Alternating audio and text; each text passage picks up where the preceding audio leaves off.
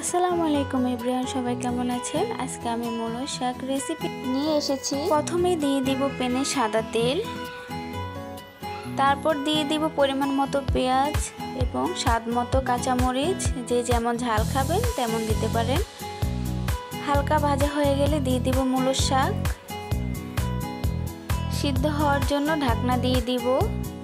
ঢাকনা উঠিয়ে দেখব কেমন সিদ্ধ হলো। মূলো শাকে অনেকেই নারকেল পছন্দ করে, আবার অনেকে পছন্দ করেন না। শাকে নারকেল দেওয়াটা হচ্ছে অপশনাল, আপনি চাইলে দিতেও পারেন আবার নাও দিতে পারেন, যার যার পছন্দের উপর নির্ভর করে। তো নারকেল দিয়ে আমি ভালোভাবে শাকের সাথে মিশিয়ে নিব নেড়েচেড়ে। এটা মূলত একটা শীতকালীন শাক, যা আমরা শীতকালেই দেখে থাকি। শাকটা খুব সুন্দরভাবে ভাজা ভাজা হয়েছে। তো আমার ভিডিওটি যদি আপনাদের কাছে ভালো লেগে থাকে অবশ্যই লাইক কমেন্ট শেয়ার করতে ভুলবেন না। আমি আগে থেকে শুকনো মরিচ ভেজে রেখেছিলাম।